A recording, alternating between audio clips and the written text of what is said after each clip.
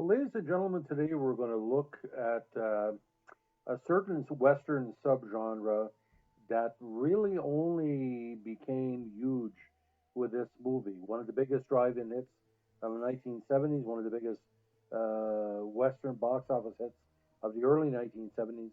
We're going to be talking about the classic movie High Plains Drifter. Now, this movie was directed by Clint Eastwood and starred the man with no name.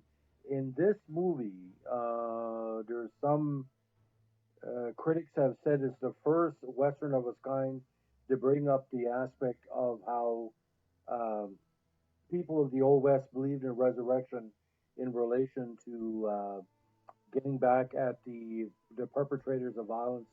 Let's say a person was killed, a sheriff, or whatever. The plot is very simple but very complex. An unnamed man rides out of the desert in the isolated mining town of Lego in the Old West. Three men follow him into the saloon, taunting him, then follow him to the barber shop. When he challenges him, he kills all three with little effort, which is kind of a Serge Leone kind of a trope, who was Eastwood's director for the Good, Bad, the Ugly trilogy, or the Man with No Name trilogy.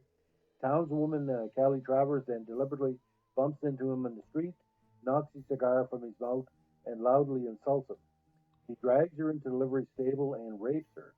That night in his hotel room, the stranger, or the man with no name, dreams of a man being brutally whipped. The dream morphs into a flashback in which Jim Duncan, a federal marshal, is whipped to death in front of the hotel by outlaws Stacy Bridges and their brothers Dan and Cole Carlin as the citizens look on. Now, written by Ernest Tiedemann with a very tight script. The basic plot as it goes: who is the stranger? Is he a person who saw the murder? Is he a relative of the person that was murdered? Could he be an angel? Could he be a devil? Could he be an avenger that is paid to go back into Lego and to unleash holy tell on the town? Now, this movie's been studied on and off in film school since it came out. Now, Eastwood, which kind of ironically, he liked the offbeat quality of the film's original nine-page proposal and approached Universal with the idea of directing it. Now, it was a joint production between Malpose and Universal. Now, Tiedemann wrote the screenplay. Actually, he won best screenplay Oscar for French Connection, so he had a great quality. Now, the original screenplay was inspired by the real life murder of Kitty Genovese in Queens in 1964, which eyewitnesses reportedly stood by and watched. Um Holes in the plot in the movie were filled in with black humor and allegory, influenced again, like I said, from Sergio Leone. An uncredited rewrite to the script was provided by Dean Reisner, screenwriter of other Eastwood projects. Now, the cinematography is in the highly photogenic area of Mono Lake. Um,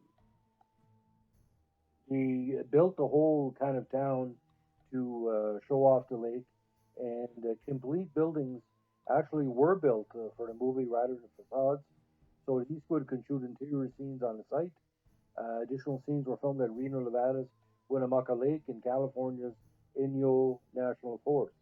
Um, Took 6 weeks to film, under budget, but the supporting cast, which actually featured a lot of returning actors in the Clint Eastwood family, you had Verna Bloom, very talented actress, Jeffrey Lewis with Juliette Lewis's father, the great actor, Richard Bull, Robert Donner, John Hillerman, great performer as usual, Scott Walker, and again, the supporting cast is tremendous. Just like one of his future projects with the same theme, Pale Rider. Now, it was initially PG rated, but because of complaints from various movie distribution, it was put up to an R, and it was the sixth highest grossing um, Western in North America in the 1970s, and top 20 movie for 73. It has a 96% positive rating on Rotten Tomatoes based on 26 reviews. Now, I saw High Plains Drifter with my father and grandfather at the bar drive-in in Eurobar, New Brunswick on the North Shore when it first came out. And let me tell you, it was a sensation because the amount of people who were there were still talking about the movie, and we're still talking about the movie years and years later. Now, the Blu-ray of High Plains Drifter, one of the best of the Eastwood oeuvre on Blu-ray, came out in 2013. You should try to pick it up if you can. Now, it's considered on the AFI's top 10 westerns of all time, and there's a good reason because you could watch it 15, 25, 30 times, especially in certain scenes. For example, there's a midget or smaller person becomes confidant of the Eastwood character. Why was he chosen to not receive the ire of the character? Because a lot of the people who didn't do anything in relation to the murder ended up dead or being tortured. Why is the smaller person was singled out? Why at the conversation throughout the movie he gives hints as to who he might be. It's all in the eye of the beholder. If somebody was going to come back as revenge, would he call upon the Lord or would he call upon the devil? That's another question as well. If you believe in a concept, he's an avenging spiritual force. Is he good or is he evil? Does he have aspects of the person that was murdered in him? Is he basically a spirit of the murdered person? We really don't know. Like there's many interpretations. The eye of the beholder. But I must warn a lot of people. Clint Eastwood movies at the time were very misogynist. The rape scene was very unsettling because why would a woman just basically looking for your attention be automatically raped? Eastwood, in many cases, not he's never really had great respect for women.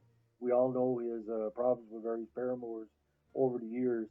But you know, for the movie itself, you can't judge a person and judge a movie at the same time. There's a lot of negative people through the years who are great actors that did great movies. Look at Kevin Spacey. Look at Oliver Reed. Look at Gerard Depardieu. You look at Nicolas Cage. You know, they may be like discussing people in real life, but they've been part of a very talented movie. When does the art become need to be criticized because the person doesn't meet the social standards of the world?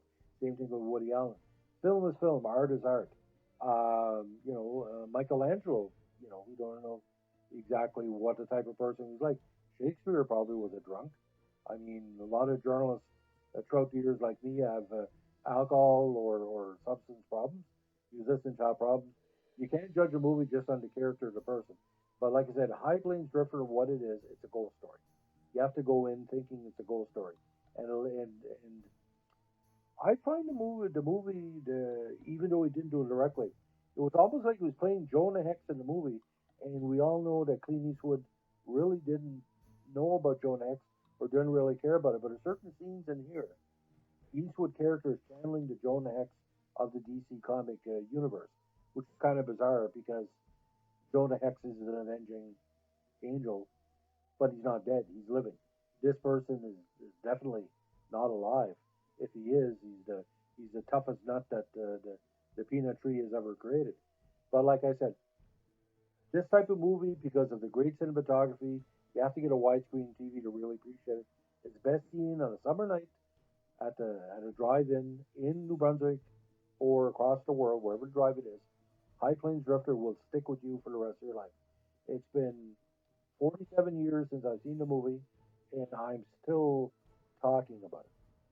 I've talked about it in my regular movie column before for the Irvings and for the Raymond family. I've talked about it in person with many people. I've talked with Eastwood fans. I'll never stop talking about this movie because it's not the greatest Western of all time, but it's a top 50 most important movie of all time because this ghost Western motif has influenced writers, poets, anybody that looks at the genre, comic book creators. Again, tremendous movie. Not for, it's not a feminist movie. It is a macho movie, bar none. Randy Macho Man Savage would love this movie. Anyway, on this COVID Thursday, we wish everybody good health. And don't forget, if you find yourself in the old west, if you see the High Plains Drifter coming toward you, so like Johnny Cash, you better go the other way because danger is coming. It could be Laredo, it could be Durango, like my Uncle Sam used to say. There's going to be revenge, and blood will be spilled. Either victim or victimless blood will be spilled. Have a good day. Bye.